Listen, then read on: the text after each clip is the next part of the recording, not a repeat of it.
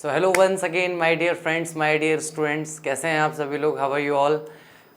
मैं उम्मीद करता हूं कि आप सभी लोग बहुत अच्छे होंगे और आप सबकी पढ़ाई बहुत अच्छी चल रही होगी। तो आज मैं आप लोगों के लिए एक न्यू चैप्टर लेके आया हूं और चैप्टर का नाम है the tiger king. The tiger king जो है विस्टास के अंदर हमारा चैप्टर नंबर 2 है। टाइगर किंग एक ऐसी कहानी है जो कि पूरी तरीके से काल्पनिक है, पूरी इमेजिनरी है, जिसे हम प्रोज या फिक्शन कह सकते हैं। एक फिक्शन इवेंट है, लेकिन फिक्शन इवेंट को इस तरीके से लिखा गया है कि आपको इसे पढ़ते समय मज़ा भी आएगा, हंसी भी आएगी, और साथ ही साथ जब आप इसको स्टडी करेंगे, जब आप इसकी डीप स्टडी करते हैं या इसके बिहाइंड मीनिंग्स को समझने की कोशिश करते हैं, तो वहाँ पर हमें जाकर के देखने को मिलता है कि ह्यूमन बीइंग्स ने, यानी इंसानों ने, किस तरह का एक डिसबैलेंस फैला रखा है इकोलॉजिकल सिस्टम के अंदर। और इकोलॉजिकल सिस्टम के लिए सबसे खतरनाक अगर कोई है तो वो मनुष्य प्रजाति ही है, जिसने उसको पूरी तरीके से डिस्टर्ब कर रखा है। तो उसको रिलेट करते हुए इस चैप्टर को आगे बढ़ते हुए हम लोग देखेंगे और देखेंगे कि किस तरीके से हम लोग एक अच्छे सिटीज़न का फ़र्ज़ निभाते हुए अपने इकोलॉजिकल सिस्टम को भी बचाए रख सकते हैं। ठीक है, तो यही हमें इस स्टोरी के अंदर देखना है। बहुत अच्छे अच्छे इवेंट्स इसके अंदर आने वाले हैं, स्टोरी का लाइनअप बहुत अच्छा है। तो हम लोग इस स्टोरी को बिना देर के स्टार्ट करते हैं। चलिए guys, let's start our first chapter, the tiger king. The tiger king, the Maharaja of Pratibandapuram is the hero of the story. तो प्रतिबंधपुरम के जो महाराजा हैं वो हमारी इस कहानी के हीरो हैं। ही मे बी आइडेंटिफाई, उन्हें इस तरीके से जाना जा सकता है या पहचाना जा सकता है एज हिज हाइनेस। अब ये इनका बहुत लंबा चौड़ा बड़ा नाम है। किस किस नाम से उन्हें जाना जाता है? हिज हाइनेस, जमींदार जनरल, किलेदार मेजर, सत्यवग्र संहारी, महाराजाधिराज, विश्व भुवन सम्राट, श्री जिलानी, जंग जंग बहादुर, MAD, ACTC और CRC के इस नाम से सामान्यतः उन्हें पुकारा जाता है। यानी कि इतनी सारी उपाधियां लगा करके उन्हें पुकारा जाता है, लेकिन अक्सर इस नाम को छोटा कर दिया जाता है, शॉर्टन करके बुलाया जाता है the tiger king. But this name is often shorten, कई बार या अक्सर इस नाम को छोटा कर दिया जाता है टू द टाइगर किंग। और इतना बड़ा नाम लेने की बजाय हम उनका नाम क्या लेते हैं? टाइगर किंग के नाम से हम आपको या हमारी स्टोरी के जो हीरो हैं उसे जानते हैं। I have come forward to tell you why he come to be known as tiger king. और मैं आज आप लोगों के सामने यहाँ आया हूँ आपको ये बताने के लिए कि उन्हें इस नाम से क्यों जाना जाता था या टाइगर किंग के रूप में उन्हें क्यों पहचाना जाता है। I have no intention of pretending to advance only to end a strategic withdrawal. मेरा ऐसा कोई इंटेंशन नहीं है, मेरा ऐसा कोई इरादा नहीं है कि मैं कुछ भी बढ़ा चढ़ा कर, झूठा दिखावा करके या छोटी से छोटी चीज़ को भी बड़ा बना करके आपको दिखाऊं। मेरा केवल इतना है कि सुनियोजित तरीके से किस तरह से इस कहानी का अंत होता है उसको हम लोग देखें। Even the threat of Stuka bomber, बल्कि स्तूका बॉम्बर जो है कोई एक व्यक्ति होगा जो बॉम्ब वगैरह बनाता होगा, अगर स्तूका बॉम्बर जो है वो भी मुझे धमकी देता है तो भी मुझे अपने ट्रैक से भटका नहीं सकता। यानी कि जिस तरीके से मैंने सोचा है कि जैसी कहानी है यथावत मैं कहानी सुनाऊंगा, वैसे ही मैं इस कहानी को सुनाने वाला हूं। बल्कि स्तूका बॉम्बर भी मुझे अपनी कहानी के ट्रैक से ऑफ नहीं कर सकता या ट्रैक से भटका नहीं सकता। The Stuka if it likes, Stuka जो है अगर उसे पसंद हो, can beat a hasty retreat from my story, चाहे तो जल्दबाजी के अंदर मेरी स्टोरी से पीछे हट सकता है, यानी मेरी स्टोरी सुनने से मना कर सकता है, वो अपना डिससेटिस्फैक्शन शो कर सकता है। लेकिन कहानी जैसे है मैं यथावत वैसी की वैसी ही सुनाऊंगा। स्तूका बॉम्बर के डर से भी मैं अपनी कहानी को बदलने नहीं वाला हूं। ठीक है, वो चाहे तो स्टोरी ना सुने, पीछे हट सकता है। राइट एट द स्टार्ट, जब कहानी प्रारंभ होती है उसके बिल्कुल स्टार्टिंग में, it is imperative to disclose a matter of vital importance about the tiger king. एक सबसे महत्वपूर्ण जो जानकारी है वह टाइगर किंग के बारे में मैं बता देना पहले ही जरूरी समझता हूं। Everyone who reads of him will experience the natural desire to meet a man of his indomitable courage face to face। जो कोई भी इस कहानी को सुनता है, जो कोई भी इस कहानी को पढ़ता है, रीड करता है, विल एक्सपीरियंस, वो ऐसा अनुभव करता है या उसकी ऐसी इच्छा होती है, द नेचुरल डिज़ायर, एक स्वाभाविक सी इच्छा उसकी उत्पन्न होती है, टू मीट अ मैन, ऐसे इंसान से मिलने की जिसमें अदम्य साहस हो। और ऐसे व्यक्ति से कैसे मिलना चाहते हैं हम? फेस टू फेस मिलना चाहते हैं। इस सेंटेंस में क्या कहा जा रहा है कि जो कोई इस कहानी को पढ़ता है, कहानी को पढ़ने के बाद एक स्वाभाविक सी इच्छा उसके अंदर आती है कि यार ऐसे राजा से तो मिलना पड़ेगा, ऐसे राजा से तो फेस टू फेस मिलना चाहिए एक बार, कि इतना शानदार किस्म का राजा है। तो मैं पहले ही बता दूं कि आपके अंदर भी ऐसी जिज्ञासा हो सकती है, but there is no chance of its fulfilment. लेकिन आपको अपनी ये इच्छा पूरी करने का इस तरह का कोई भी मौका यहाँ पर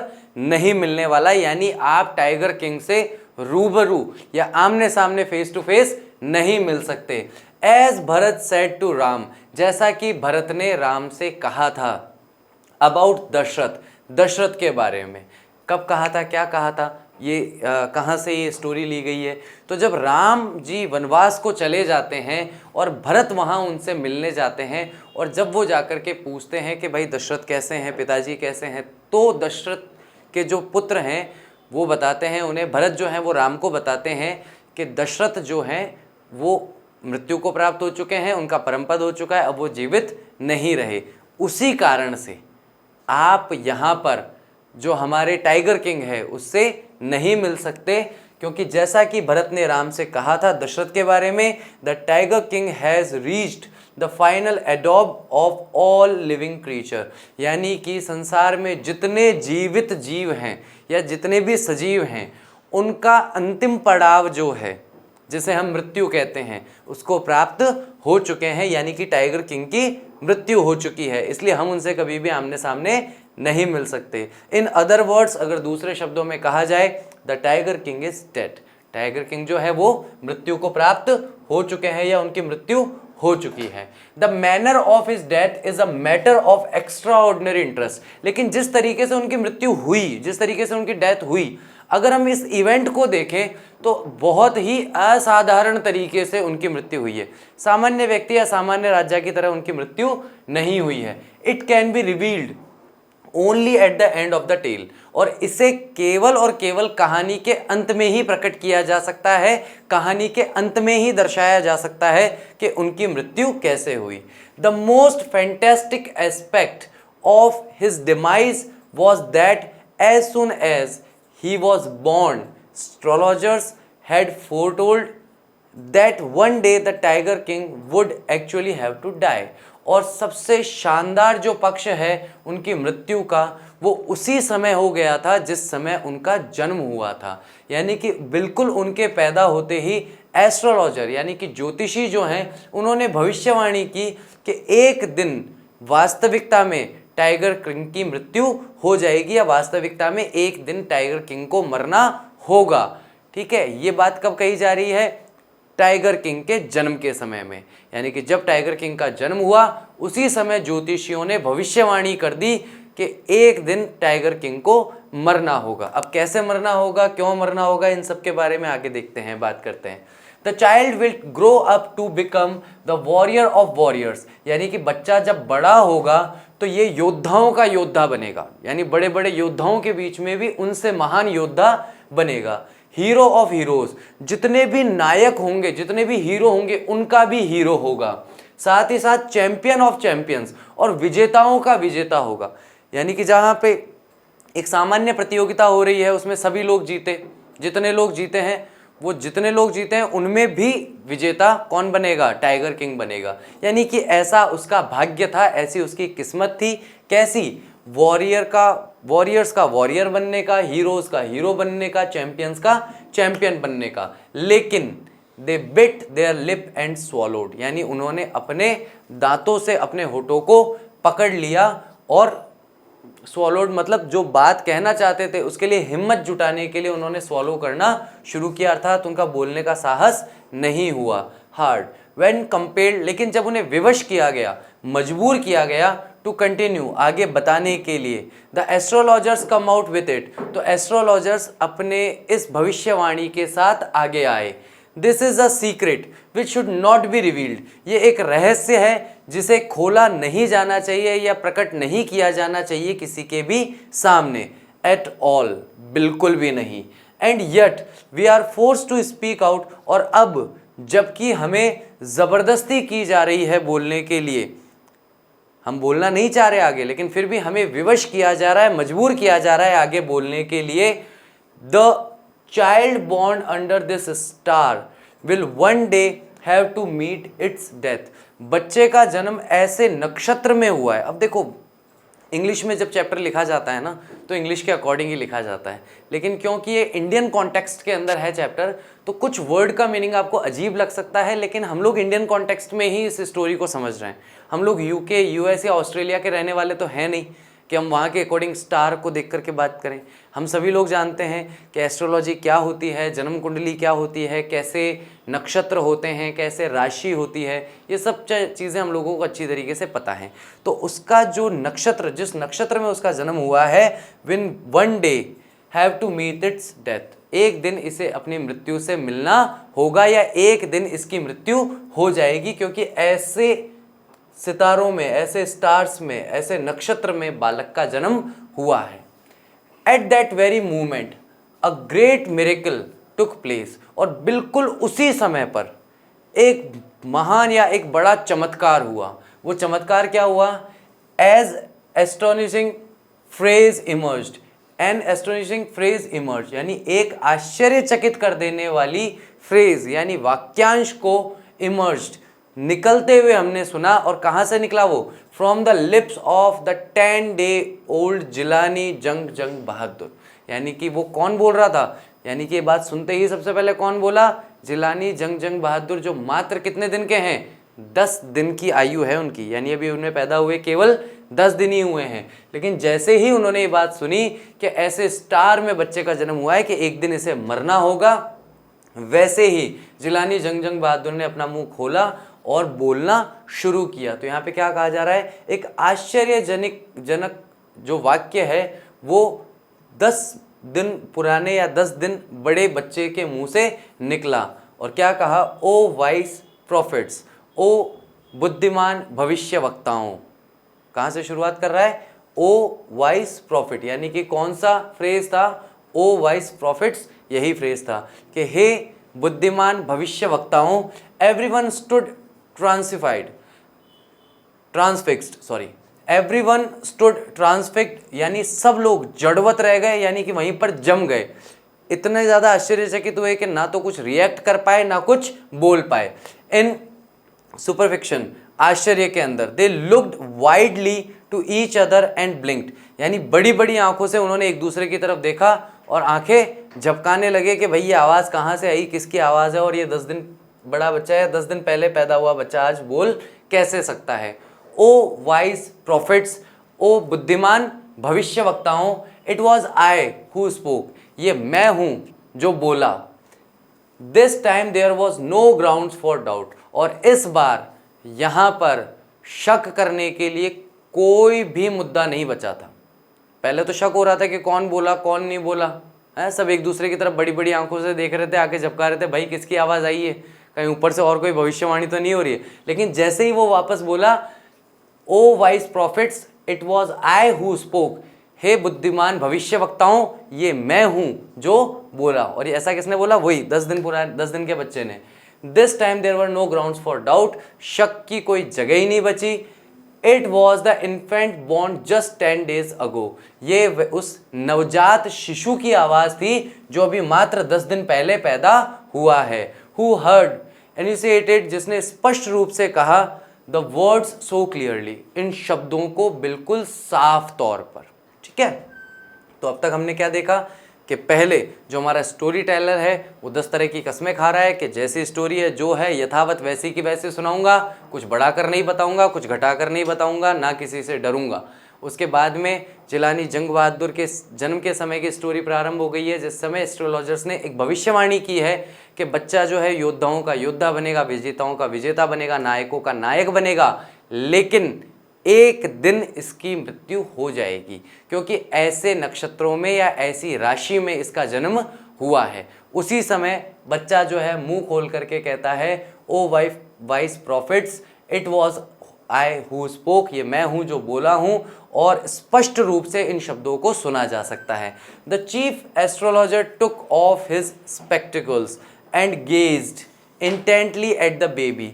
जो सबसे प्रमुख ज्योतिषी थे उन्होंने अपना चश्मा उतारा, चश्मा उतार करके ध्यान से घूर करके, ध्यान से, डराने के लिए नहीं, घूरने का मतलब यहाँ पे डराना नहीं है, ध्यान से, इंटेंटली, ध्यान से उस बेबी की ओर, उस बच्चे की ओर देखने लगे। ध्यान से उस बच्चे की ओर देखने पर, all those who are born will one day have to die, we don't need your predictions to know that. ये एक वापस वो बच्चा जो है 10 दिन का, वो वापस अपनी बात को आगे कहता है। ये सभी लोग जानते हैं, all those who are born will one day have to die, जिसका जन्म हुआ है उन सभी को एक दिन मरना होगा। We don't need your predictions to know that, वो जानने के लिए हमें आपकी भविष्यवाणी की कोई आवश्यकता नहीं है। ये तो स्वाभाविक सी बात है। अगर कोई मनुष्य है जिसका जन्म हुआ है तो एक दिन उसे मरना है, इसमें भविष्यवाणी करने की कहाँ आवश्यकता पड़ रही है? या भविष्यवाणी क्या की इसमें आपने? आज कोई भी अगर पैदा हुआ है तो मरेगा तो सही अपने वक्त के साथ, तो इसमें हमें आपके भविष्यवाणी की आवश्यकता नहीं है। There would be some sense, इससे कुछ अर्थ निकल सकता है या कुछ मतलब निकल सकता है। It if you could tell us the manner of the death, यानी कि इसमें कुछ समझदारी की बात सामने आ सकती है अगर आप हमें बता सकें कि मृत्यु का कारण क्या होगा या मृत्यु का तरीका क्या होगा, किस तरीके से, किस विधि से किसी भी इंसान की या ये जो छोटा बच्चा जन्म लिया है उसकी मृत्यु कैसे होगी, अगर आप ये बात बताएं तो। The royal infant uttered these words in his little quickie voice, और छोटे से राजशाही, रॉयल का मतलब क्या हो गया, राजशाही, इन्फेंट शिशु ने अटर्ड, इन शब्दों को कहा, उसकी पतली सी, लिटिल स्क्वीजी, थोड़ी सी तीखी और पतली सी आवाज में, छोटे बच्चों की होती है ना पतली सी तीखी सी आवाज, वैसी आवाज में उसने ये बात कही कि ये बताने से कोई फायदा नहीं है कि अगर किसी मनुष्य का जन्म हुआ है तो उसकी तो मृत्यु होनी होनी है। अगर आप हमें कोई सेंसिबल बात बताना चाहते हैं, कोई तरीके की बात बताना चाहते हैं, तो ये बताइए कि वो मृत्यु कैसे होगी या उस मृत्यु का कारण क्या होगा। ये वह छोटा सा बच्चा, 10 दिन का बच्चा उनसे पूछता है। The chief astrologer placed his finger on his nose in wonder, यानी आश्चर्यचकित होते हुए उस बच्चे की नाक पर चीफ एस्ट्रोलॉजर अपनी उंगली रखता है। A baby बेयरली 10 days old open it's lips in speech, मात्र 10 दिन का बच्चा अपने मुंह को, अपने होठों को खोलता है बोलने के लिए। नॉट ओनली दैट, केवल इतना ही नहीं, it also raises intelligent question, बल्कि बुद्धिमतापूर्ण या समझदारी से भरा हुआ इंटेलिजेंट क्वेश्चन भी उठाता है। इनक्रेडिबल, अद्वितीय, अविश्वसनीय, मतलब ऐसा दृश्य जिस पर विश्वास नहीं किया जा सकता या ऐसा दृश्य जो दोबारा कभी देखने को नहीं मिलेगा। रेदर लाइक द बुलेटिन्स, जैसे कि कोई समाचार सुना रहा हो, issued by the war office, then facts, जो कि इशू किए गए हों वॉर ऑफिस से। वॉर ऑफिस का मतलब क्या होता है कि जब युद्ध चल रहा होता है तो वहां पर युद्ध के स्थान पर ही एक वॉर ऑफिस बना हुआ होता है, जहां पर सारे बड़े मंत्री गण वगैरह सब बैठे होते हैं, बुद्धिमान लोग होते हैं जो युद्ध को और आगे बढ़ाने के लिए रणनीति तैयार करने का मूल रूप से काम करते हैं। तो उसे कहा जाता है वॉर ऑफिस, जो जंग के दौरान रणनीति बनाते हैं जिस स्थान पर, और अपने योद्धाओं को आगे की रणनीति के बारे में बताते हैं। तो ऐसा लग रहा है कि भाई जैसे ये तो इस तरीके से बात कर रहा है जैसे वॉर ऑफिस के अंदर बैठा हो और फैक्ट्स के आधार पर हमें कुछ आगे की बात बता रहा हो। तो क्या जानना चाहता है हमारी जिलानी जंग बहादुर साहब? वो ये जानना चाहते हैं कि मृत्यु का तरीका क्या होगा, क्योंकि ये एक इंटेलिजेंट क्वेश्चन है। The chief astrologer took his finger off his nose, वे उसकी नाक से अपनी उंगली हटा देते हैं। And fix his eyes upon the little prince, और अपनी आंखों को ठीक तरीके से उस पर जमा कर, यानी ध्यान से इंटेंटली उसकी तरफ देखते हुए कहते हैं, उसकी तरफ देखते हुए क्या कहते हैं? The Prince was born in the hour of bull. Bull का मतलब वैसे तो सांड होता है, लेकिन हम यहाँ पर क्या मानेंगे कि वृषभ राशि के अंदर उसका जन्म हुआ है। बुल यानी कि वृषभ, क्योंकि वृषभ और बुल जो है वो बैल को ही कहा जाता है। बैल जो है हिंदी में बैल कह लीजिए, सांड कह लीजिए, इंग्लिश जो है उसमें आप उसे बुल कह लेते हैं, संस्कृत में उसे वृषभ कहा जाता है राशि के रूप में। तो वृषभ राशि में उसका जन्म हुआ है। The bull and the tiger, और बाघ जो हैं यानी सिंह जो हैं, आर एनिमीज, वो एक दूसरे के शत्रु हैं। Therefore death comes from the tiger, इसीलिए इनकी मृत्यु का जो कारण होगा वो कोई ना कोई शेर होगा, सिंह होगा, उसी से इनकी मृत्यु होगी। ही एक्सप्लेन, उन्होंने एक्सप्लेन किया। आप में से भी कई लोगों की होगी वृषभ राशि और बहुत सारे लोगों की होगी सिंह राशि, तो थोड़ा सा आपस में समझ लेना, दूरी बनाए रखना है। तो यहाँ पर ये क्या कह रहे हैं कि भैया लड़के का, बच्चे का जो जन्म हुआ है वो कौन सी राशि में हुआ है? वृषभ राशि में उसका जन्म हुआ है। वृषभ का शत्रु कौन है? सिंह, शेर। तो वृषभ को खतरा किससे है? सिंह से है। तो अगर इस बच्चे की मृत्यु होगी तो किसी सिंह के द्वारा या किसी शेर के द्वारा इसकी मृत्यु हो सकती है भविष्य में। ये चीज़ उन्होंने वहाँ पर कही, यानी कि किस प्रकार मृत्यु होगी उसके रहस्य का उद्घाटन यहाँ पर हो चुका है। You may think that Crown Prince Jung Bahadur was thrown into a quake when he heard the word tiger. आप लोग शायद सोच सकते हैं कि क्राउन प्रिंस जंग बहादुर जो हैं वो शायद डर के मारे कांपने लग गए होंगे जब उन्होंने ये शब्द सुना, टाइगर या शेर। That was exactly what did not happen, और ये वही है जो नहीं हुआ। क्योंकि एक छोटे बच्चे को अगर आप कहो ना कि शेर आ जाएगा, शेर खा जाएगा, तो वो डरेगा, कांपने लगेगा डर के मारे जैसे ही शेर शब्द सुनेगा। लेकिन जिलानी जंग बहादुर के साथ ऐसा नहीं हुआ, टाइगर किंग के साथ ऐसा नहीं हुआ। As soon as he heard it pronounced, जैसे ही उसने सुना वैसे ही उसने पुनः उस शब्द का उच्चारण किया। The crown prince gave a deep growl, और गुर्राते हुए, टेरिफाइंग, डरा देने वाली आवाज में या शब्दों में उन्होंने उसी शब्द को इमर्ज्ड फ्रॉम हिज लिप्स, अपने होठों से निकाला या अपने मुंह से उसे उच्चारित किया। जैसे ही उन्होंने सुना ना कि किससे मृत्यु होगी? शेर, तो बिल्कुल डरा देने वाली आवाज में गुर्राते हुए उन्होंने कहा, लेट्स टाइगर्स बीवेयर, चलो अब शेरों को चिंता करने दो। यानी कि मुझे शेरों से डर नहीं है, मुझे शेरों से सावधान नहीं रहना, अब शेरों को मुझसे सावधान रहने दो। यानी कि वो वहाँ पर एक चैलेंजिंग वे के अंदर शेरों को देखते हैं कि भाई मुझे तुमसे बचने की ज़रूरत नहीं है, अब तुम्हें मुझसे बचने की ज़रूरत है। This account is only a rumour rife, यानी कि ये जो घटना है इसे कई जगहों पर, प्रतिबंधपुरम में इसे केवल एक अफवाह माना गया कि ऐसा कुछ नहीं हुआ होगा, ये तो बस उड़ा दी होगी ऐसे वैसे, इसे एक अफवाह माना गया प्रतिबंधपुरम में चारों ओर। बट विथ हिंडसाइट, लेकिन बाद में आने वाली समझ, we may conclude that it was based on some truth. लेकिन अब आगे कहानी में जो होने वाला है उसको देख करके हम अभी से कह सकते हैं, क्योंकि जो कहानी सुना रहा है उसको तो पूरी कहानी पता है ना, तो इसलिए वो कह रहा है कि मुझे तो हिंडसाइट पता है ना, मुझे तो जो छुपी हुई आगे की बातें हैं वो सारी पता है। उसको देखते हुए मैं कह सकता हूँ कि इसमें कुछ ना कुछ तो सच है। यानी कि ये जो कहानी अभी जो घटना घटी है, एक 10 दिन के बच्चे का बोलने का, उसका इंटेलिजेंट क्वेश्चन रेज करने का, और लास्ट में जाकर कहता है कि अब शेरों को चिंता करने दो, तो इसमें कोई ना कोई सच्चाई होगी, क्योंकि मुझे आगे की छुपी हुई कहानी का थोड़ा हिस्सा पता है। ठीक है, तो यहाँ पर हम क्या देख रहे हैं? But with hindsight we may conclude, हम ये निष्कर्ष निकाल सकते हैं, इट वॉज बेस्ड, यानी कि ये निर्भर है, आधारित है, ऑन सम ट्रुथ, कुछ सच्चाई पे, यानी कि इसमें कुछ ना कुछ सच्चाई तो है। ये हमारा फर्स्ट पार्ट था। सेकंड पार्ट में हम आगे कहानी को बढ़ाते हैं।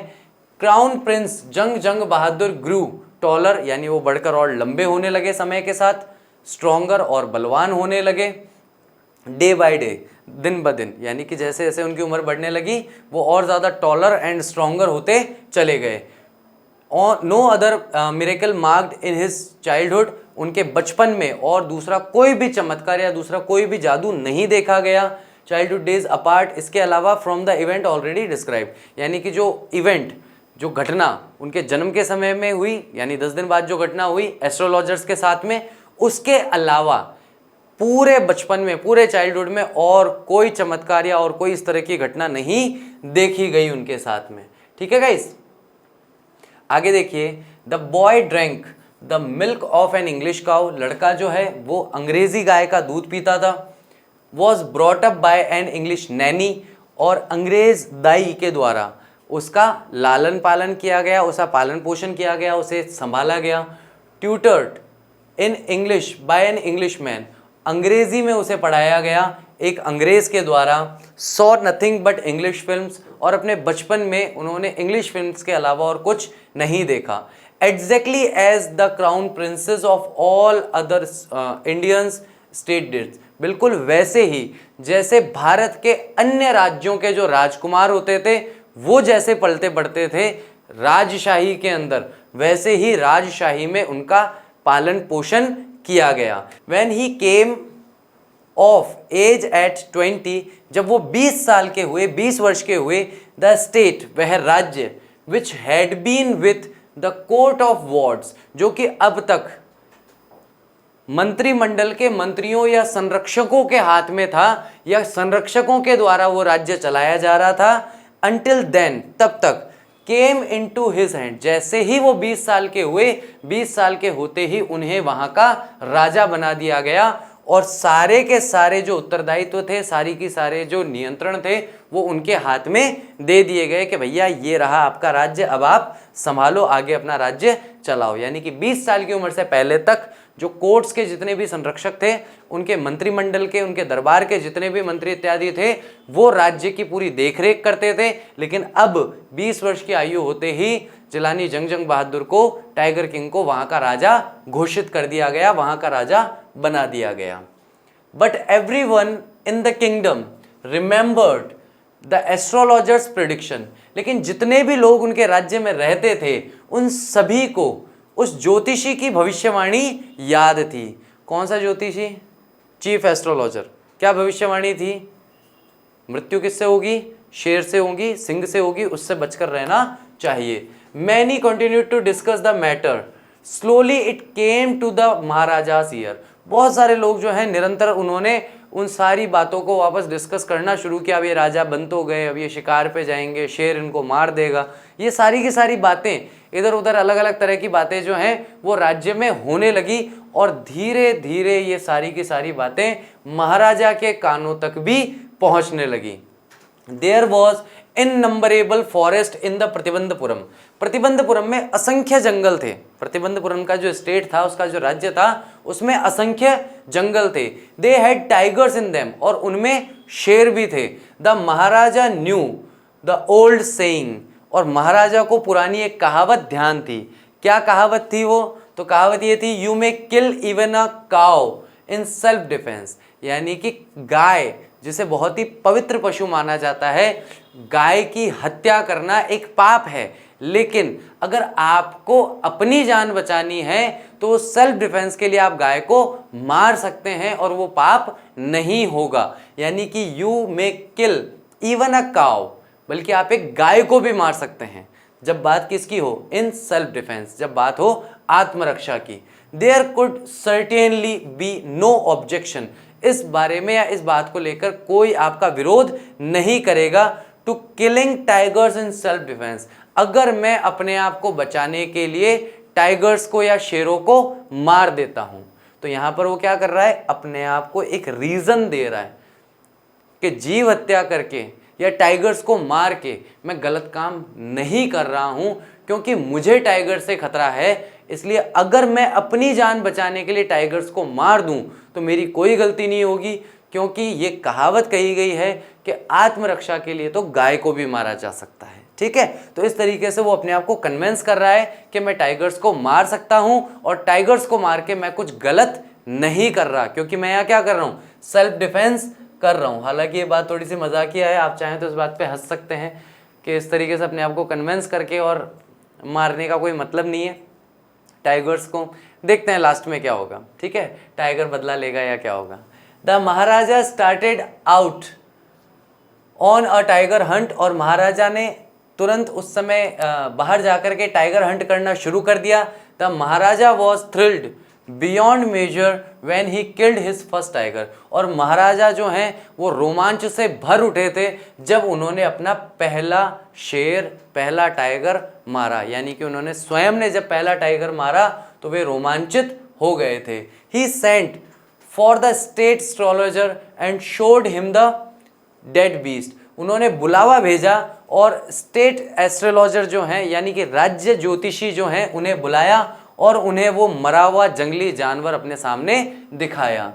What do you say now? और उनसे प्रश्न की मांग की, जवाब की मांग की। ही डिमांडेड, उन्होंने जवाब मांगा, अब तुम्हें क्या कहना है? तुम तो कह रहे थे कि भाई मेरा जो जन्म हुआ है वो वृषभ राशि में हुआ है और सिंह से मुझे खतरा है, क्योंकि सिंह और वृषभ एक दूसरे के जानी दुश्मन होते हैं। तो देखो भाई, ये रहा सिंह और मैं वृषभ वाला जिंदा खड़ा हूँ, सिंह तो मर गया, शेर तो मैंने मार डाला। Your majesty, Maharaj, may kill 99 tigers. आप 99 शेर मार सकते हैं, 99 टाइगर बिल्कुल ऐसे ही मार सकते हैं, in exactly the same manner, बिल्कुल इसी तरीके से जैसे आपने इसको मारा है। बट लेकिन द एस्ट्रोलॉजर ड्रॉल्ड, यानी कि बट बोल करके रुक गया, अपने शब्दों को लंबा खींचने की कोशिश करने लगा। एस्ट्रोलॉजर जो है वो वहां पर बोलता हुआ थोड़ा धीमा हुआ, क्योंकि आगे की बात शायद महाराजा को पसंद नहीं आती। But what, speak without fair, लेकिन क्या, बिना डर के बोलो, जो भी तुम्हारे मन में है क्लियरली मुझे बताओ तुम क्या कहना चाहते हो। But you must be very careful with the 100th tiger, लेकिन आपको 100वें शेर के साथ बहुत ही सतर्कता से काम करना पड़ेगा। यानी यहाँ पे पहले किससे खतरा था? शेर से खतरा था। अब क्या कह रहा है कि आप 99 शेर तो आप बिल्कुल ऐसे कैसे मार सकते हो, कोई दिक्कत नहीं है, लेकिन 100 नंबर वाला जो शेर होगा उसके समय आपको सतर्क रहना होगा, यानी 100वें शेर से आपको खतरा है। What if the 100 tiger were also killed, क्या होगा अगर मैं 100वें टाइगर को भी मार दूं तो? Then I will tear up all my books on astrology, तो ज्योतिष पर मेरे पास जितनी भी किताबें हैं मैं उन सबको फाड़ दूंगा। सेट फायर टू डेम, और उन्हें आग लगा दूंगा। एंड, और फिर राजा ही पूछता है और, ठीक है तुम अपनी किताबें फाड़ दोगे, उन्हें आग लगा दोगे, और तो राजा भी कहता है हाँ भाई और क्या आ रहा है आगे, बताइए ऑफर में और क्या है। ठीक है, आई शैल कट ऑफ माई थफ्ट, मैं अपनी चोटी को क्रॉप काट लूंगा। क्रॉप माई हेयर शॉर्ट, मैं अपने बालों को छोटा कर लूंगा। And become an insurance agent. अब देखो, इंश्योरेंस एजेंट में बहुत सारे स्टूडेंट कंफ्यूज हो जाते हैं कि अब ये क्या LIC बेचेगा बाद में जाके? LIC नहीं बेचेगा वो, ठीक है। वो इंश्योरेंस एजेंट किस रूप में कह रहा है कि मैं आजीवन आपका नौकर बन के रहूंगा, ठीक है। तो इंश्योरेंस एजेंट का मतलब यहाँ पर इस सेंस में नहीं है कि उसके बाद में LIC की या स्टार हेल्थ केयर पॉलिसी बेचने चला जाएगा या इंश्योरेंस एजेंट का काम करेगा, ऐसा नहीं है। वो कहता है कि मैं अपनी चोटी काट लूँगा, अपने बालों को बिल्कुल छोटा करवा लूँगा और आजीवन आपका नौकर बन के रहूँगा। The astrologer finished on an incoherent note, उसने इस बात को एक अस्पष्ट नोट पे जाकर ख़त्म कर दी। जैसे हम लोग बोलते हैं ना कि मैं आजीवन तेरा नौकर बन के रहूँगा, तो दैट इज़ नॉट लिटरल, वो कभी लिटरल नहीं होता कि भाई सामने वाले ने कह दिया आजीवन नौकर बन के रहेगा तो आजीवन नौकर बन के ही रहेगा। मान लीजिए कोई आपका दोस्त आजीवन नौकर बन के रहने को तैयार भी हो जाए, तो आप क्या बोलोगे? आदमी तो काम का है लेकिन खाता अनाज है, तो भारी बहुत पड़ता है, इसको पालना ही बहुत भारी काम है। तो ऐसा नहीं होता कि जब वो कोई कहता है ना कि मैं आपका आजीवन नौकर बन के रहूँगा तो आजीवन उसका नौकर ही बन के रहे।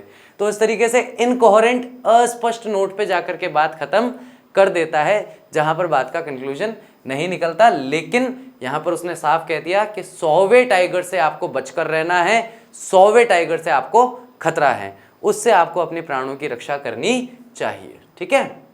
और अगर ऐसा नहीं होता है तो फिर उसने अपनी कंडीशंस बताई थी। चलिए आगे का पार्ट देखते हैं। फ्रॉम दैट डे ऑनवर्ड्स, और उस दिन से ही लगातार, it was celebration time for all the tigers inhabiting Pratibandapuram. अब ये थोड़ी सी सटायर में बात कही गई है। कहते हैं कि उस दिन से टाइगर्स की पार्टी शुरू हो गई। टाइगर्स की पार्टी शुरू नहीं हुई, टाइगर हंटिंग की पार्टी शुरू हो गई। टाइगर्स की पार्टी शुरू होने का क्या मतलब है?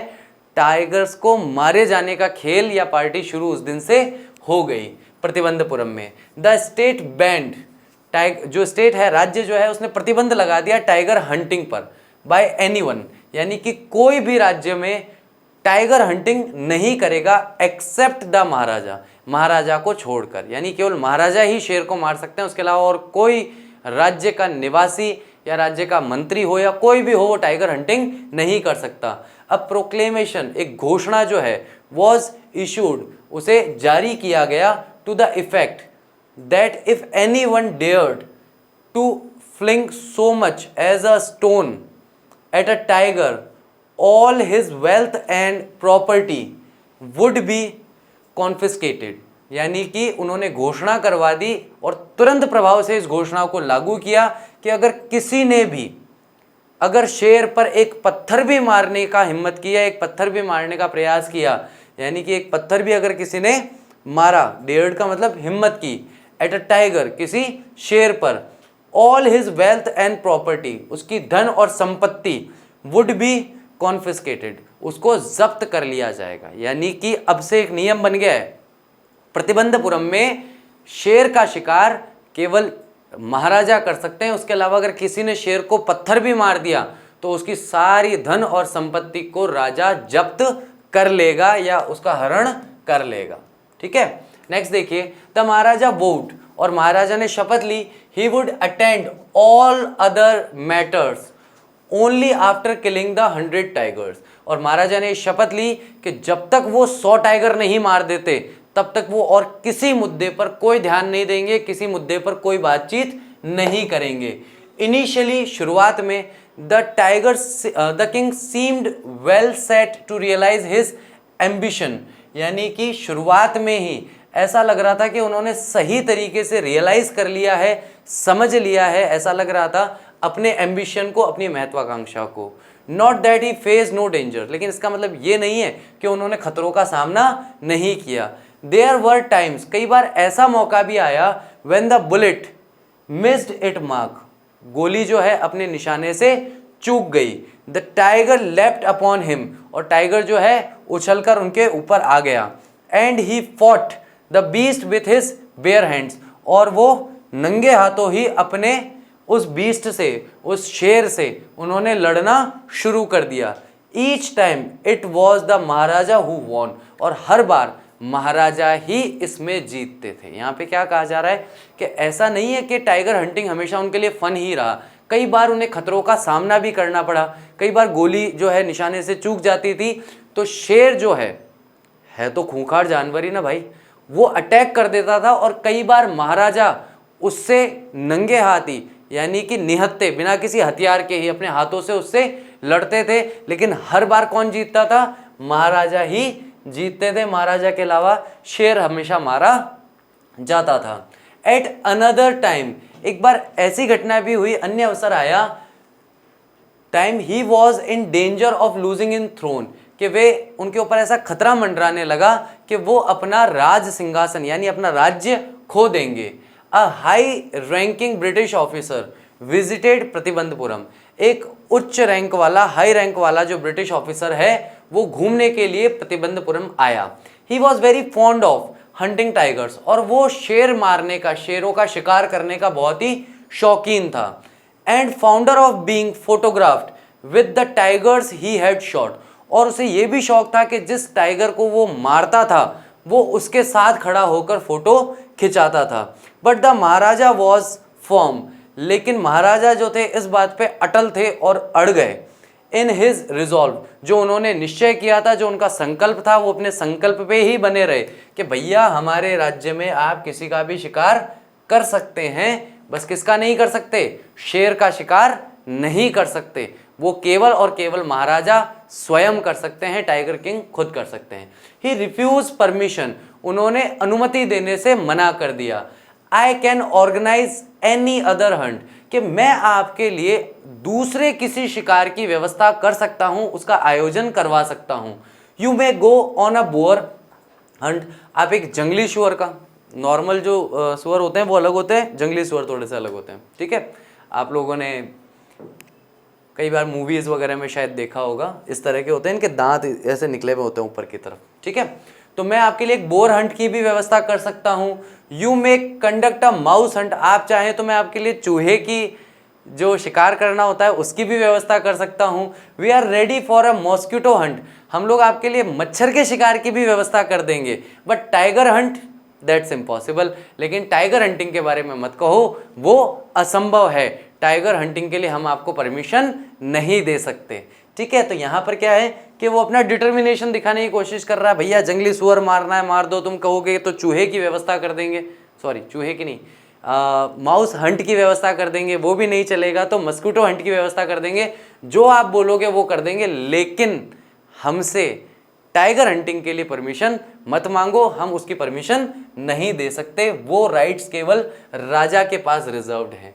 ब्रिटिश ऑफिसर का जो सेक्रेटरी है, जो सहायक है, उसने एक सूचना भिजवाई, words to Maharaja through the Dewan. उन्होंने दीवान के सहायता से महाराजा के पास अपनी बात पहुंचाई, दैट द दुराई, दुराई मतलब ब्रिटिश ऑफिसर के जो दुराई हैं, himself did not have to kill the tiger, वो स्वयं टाइगर को नहीं मारना चाहते, मतलब उनके लिए ये जरूरी नहीं है कि वो जाकर के टाइगर की हंटिंग करें और टाइगर को मारें। The Maharaja could do the actual killing, वास्तविकता में जो शेर को मारना है वो महाराजा स्वयं मार सकते हैं। What was important to that the Durai was a photograph of himself holding the gun and standing over the tiger's carcass, कि उनके लिए क्या इंपॉर्टेंट है कि दुराई के लिए कि वो फोटो खिंचवा लें एक अपने आप की, जहां उन्होंने बंदूक पकड़ रखी हो और टाइगर का जो शव है या टाइगर की जो लाश है उसके पास में खड़े होकर वो बस एक फोटो खिंचाना चाहते हैं। But the Maharaja would not agree even to this proposal, लेकिन महाराजा जो हैं वो इस प्रस्ताव पर भी खुश नहीं हुए। उन्होंने कहा नहीं भैया, टाइगर नहीं मतलब टाइगर नहीं, ना तो मारने दूंगा ना खड़े होके फोटो खिंचाने दूंगा, मैं कुछ नहीं करने दूंगा, टाइगर के मैटर में मत बोलो। क्योंकि उनका रिजोल्यूशन क्या था, अब तो बात जो भी होगी 100 टाइगर मारने के बाद ही होगी।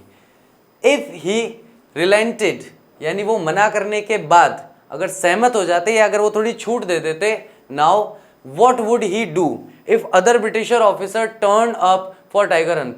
उनको ये लगा कि अगर आज मैं थोड़ी छूट दे देता, आज मैं कहता कि चलो ठीक है कर लो, और क्या होता कि फिर बाद में दूसरे ब्रिटिश ऑफिसर भी आकर के ये डिमांड करने लगते हैं कि भाई चलो उसको तो तुमने फोटो खिंचाने दी थी, हम तो टाइगर हंटिंग करेंगे अब।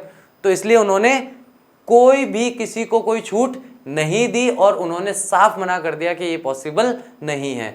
Because he prevented a British officer from fulfilling his wish Dzire, क्योंकि उन्होंने रोक दिया था एक ब्रिटिश ऑफिसर को अपनी इच्छा पूरी करने से। The Maharaja stood in danger of losing his kingdom itself, तो महाराजा के सामने एक नया खतरा उभर करके सामने आ गया था कि अब शायद हो सकता है कि उनका राज्य भी उनके हाथ से छीन लिया जाए या उनका राज्य उनके हाथ से छिन जाए, यानी कि उनका राज्य खोने का जो डर है वो वहां पर एक रूप ले चुका था, क्योंकि उन्होंने एक ब्रिटिश ऑफिसर की इच्छा पूरी नहीं होने दी थी। The Maharaja and the Dewan held deliberations over this issue, और महाराजा और दीवान जो है उन्होंने विचार विमर्श करना शुरू किया, बातचीत करना शुरू किया इस मामले में।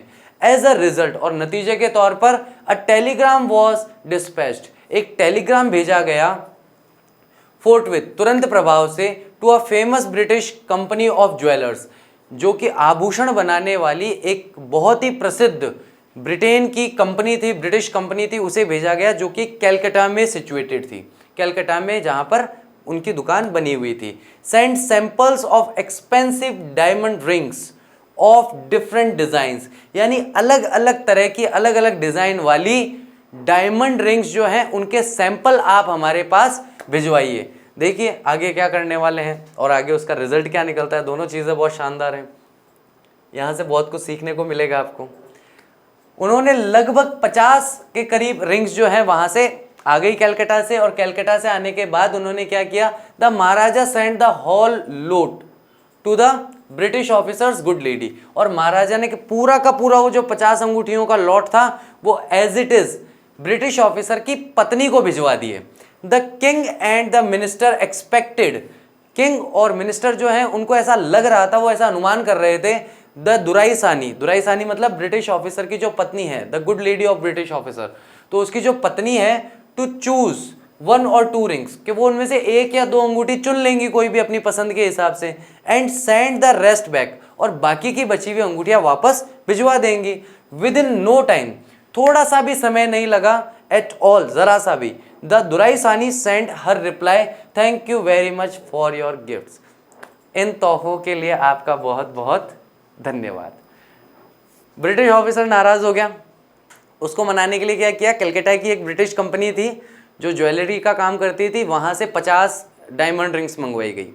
और डायमंड रिंग मंगवा के क्या किया, राजा ने और मंत्री ने दिमाग लगाया कि ब्रिटिश ऑफिसर की पत्नी को भेज देते हैं, वो एक दो अपने हिसाब से रख लेगी, बाकी की भेज देगी, ठीक है, तो अपना राज्य बच जाएगा। इधर इन्होंने 50 अंगूठियाँ भेजी, उसने सारी की सारी रख करके इनको थैंक यू का एक नोट भेज दिया कि thank you very much for your gifts.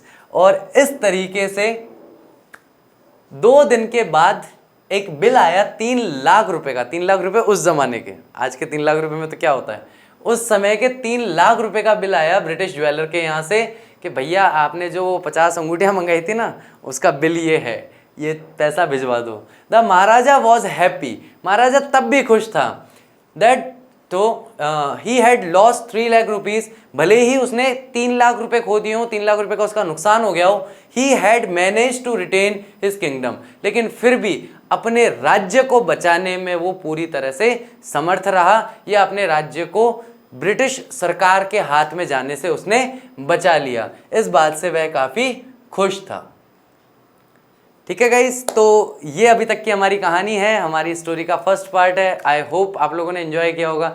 Second part में और ज़्यादा मज़ा आने वाला है, क्योंकि सेकंड पार्ट में जो मेरा फेवरेट पोर्शन है वो है जब शादी को लेकर के पहली बार महाराजा और उनके दीवान के बीच में एक बातचीत होती है, एक डिस्कशन होता है। उस बातचीत को आप सुनिएगा, उसे एंजॉय कीजिएगा, और डेफिनेटली मैं उम्मीद करता हूँ कि ये आपको फर्स्ट पोर्शन अच्छे से समझ में आया होगा, जहाँ जन्म के समय की घटनाओं को हमने देखा, युवावस्था में किस तरीके से पहला टाइगर मारना उनके जीवन की एक महत्वपूर्ण घटना थी, उसके बाद जिस तरीके से ज्योतिषी से बात होती है, आगे वो एक लंबे समय के लिए अपना एक संकल्प बना लेते हैं, रिजोल्यूशन बना लेते हैं कि 100 टाइगर मारने के बाद ही दूसरी चीज़ें देखूंगा।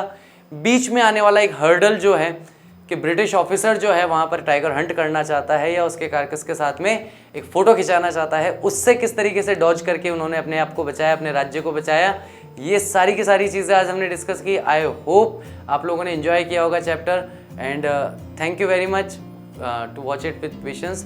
Kindly like and share the video, and I'll see you soon in the next topic, next video. Thank you very much. Till that, take care of yourself.